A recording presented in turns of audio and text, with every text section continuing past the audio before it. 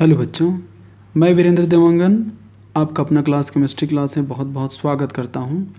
आज हम बात करने वाले हैं एटॉमिक स्ट्रक्चर जो कि एक बहुत ही इम्पॉर्टेंट टॉपिक है।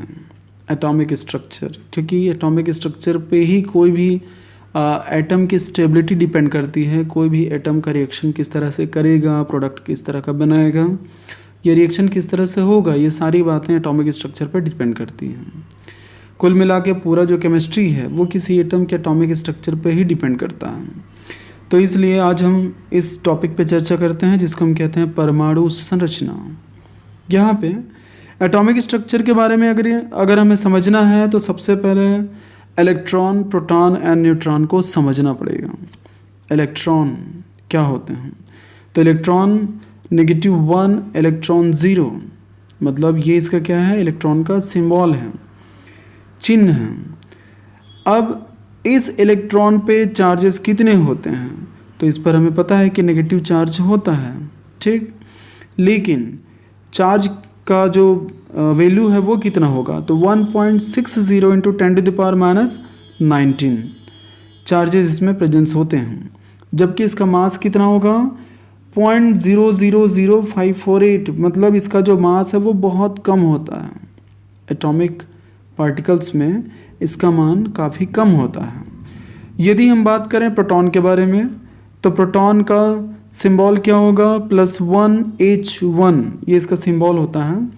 और इस पर चार्जेस कितने होते हैं? पॉजिटिव चार्ज हमें पता है, लेकिन इसकी चार्ज की वैल्यू क्या होती है? तो 1.60 इंटू 10⁻⁻19, और इसके मास की वैल्यू क्या हो जाएगी? तो 1.00757 एटॉमिक मास यूनिट, यानी परमाणुवीय द्रव्यमान इकाई जिसको हम कहते हैं। हम बात करते हैं फिर न्यूट्रॉन के बारे में। न्यूट्रॉन जिसको कि हम N0 से रिप्रेजेंट करते हैं, और 0N1 करके इसका सिंबल होता है। ये उदासीन फॉर्म में पाए जाते हैं, न्यूट्रल फॉर्म में। क्यों? क्योंकि ये पॉजिटिव और नेगेटिव से मिल के बनता है, इसीलिए मैंने यहाँ पे लिखा हुआ है इसका चार्ज जो होगा वो 0, ठीक है। मतलब इस पर किसी प्रकार के कोई चार्जेस प्रेजेंस नहीं होते हैं, इसलिए उसकी कोई वैल्यू नहीं होती है। लेकिन इसका मास जो होगा तो वो क्या है? इलेक्ट्रॉन एंड प्रोटॉन्स के कंपैरिजन में सबसे ज़्यादा होता है, 1.00867 एटॉमिक मास यूनिट। क्लियर है? सबसे ज़्यादा भारी कण कौन सा है? तो न्यूट्रॉन है किसी एटॉमिक स्ट्रक्चर में। इसीलिए किसी भी एटम की मैक्सिमम जो मास होगी, जो उसका भार होगा, वो उस एटम के न्यूट्रॉन पे डिपेंड करता है। तो ये इन बातों को जानना बहुत आवश्यक है। इनको जान के ही हम एटॉमिक स्ट्रक्चर के बारे में समझ सकते हैं, इसलिए मैंने पहले इनके बारे में बताया हुआ है। अब हम बात करते हैं एटॉमिक स्ट्रक्चर के बारे में कि एटॉमिक स्ट्रक्चर किस तरह से होता है। तो यहाँ पे इस तरह से मैंने स्ट्रक्चर बनाए हुए हैं, जहाँ मिडिल पॉइंट पे क्या पॉजिटिव जनरली होता है। हर एक एटम के न्यूक्लियस पे पॉजिटिव चार्ज होते हैं, इसलिए क्योंकि उसमें प्रोटॉन्स पाए जाते हैं। तो प्रोटॉन पे पॉजिटिव है, जबकि न्यूट्रॉन पे 0 है। क्लियर है? यदि हम नंबर ऑफ प्रोटॉन्स के बारे में बात करें, तो नंबर ऑफ प्रोटॉन्स को हम क्या बोलेंगे? एटॉमिक नंबर बोलेंगे। जितने प्रोटॉन्स न्यूक्लियस पे होते हैं चारों तरफ उतने ही इलेक्ट्रॉन प्रेजेंस होते हैं। इसीलिए एटॉमिक नंबर जो परमाणु क्रमांक है, नंबर ऑफ प्रोटॉन्स को भी बोल सकते हैं या फिर नंबर ऑफ इलेक्ट्रॉन को भी बोल सकते हैं। चूँकि पॉजिटिव और नेगेटिव यहाँ पे इक्वल है, यानी प्रोटॉन और इलेक्ट्रॉन की संख्या किसी भी परमाणु में बराबर मात्रा में होती है, इसीलिए किसी भी एटम को हम उदासीन मान के चलते हैं। तो यहाँ पे यदि हम number of protons and number of neutrons के बारे में बात करें, तो उसको हम क्या बोलेंगे? एटॉमिक मास बोलेंगे। यानी प्रोटॉन एंड न्यूट्रॉन की टोटल संख्या जो होती है उसको हम क्या कहते हैं? एटॉमिक मास कहते हैं। अब न्यूक्लियस से बाहर निकलेंगे, मतलब जो न्यूक्लियस में न्यूट्रॉन होगा वो न्यूट्रॉन ही डिसाइड करता है कि किसी भी एटम का जो मास है वो क्या होगा। यदि इस न्यूक्लियस से हम बाहर निकले तो हमें क्या मिल जाएंगे? सेल मिलेंगे। सेल, ये जो राउंड राउंड दिख रहा है इसको हम क्या कहते हैं? सेल कहते हैं। तो ये जो सेल हमारे पास है इसको हम 1, 2, 3, 4 से रिप्रेजेंट करते हैं, या फिर KLMN से भी रिप्रेजेंट करते हैं। मतलब सेल को हम क्या बोल सकते हैं? कोष भी बोल सकते हैं। और कोष में मैक्सिमम इलेक्ट्रॉन्स कितने होते हैं? तो यहाँ पर मैंने लिखा हुआ है 2, 8, 18, 32। ठीक है। और सेल को किससे रिप्रेजेंट करेंगे, 1 2 3 से रिप्रेजेंट किया जाता है। तो यहाँ पे जैसे मैंने बताया सेल के बारे में, तो सेल 1 2 3 4 या के एलिमेंट से रिप्रेजेंट किए जाते हैं। यदि सेल के भीतर आएंगे तो हमें क्या मिलेगा, तो हमें मिलेगा एस के भीतर में, फर्स्ट सेल के भीतर में, एंड सेकेंड सेल पे क्या मिलेगा, एस पी, थर्ड सेल पे S P D, and fourth shell पे क्या मिलेगा, एस पी डी एफ मिलेंगे। तो यहाँ पे एस में कितने इलेक्ट्रॉन होते हैं, मैक्सिमम 2, जबकि यहाँ पे सेकेंड सेल में एस और पी प्रेजेंस हैं। एस पे 2 इलेक्ट्रॉन एंड पी पे 6 इलेक्ट्रॉन, यानी टोटल कितने इलेक्ट्रॉन हो गए सेकेंड सेल पे 8।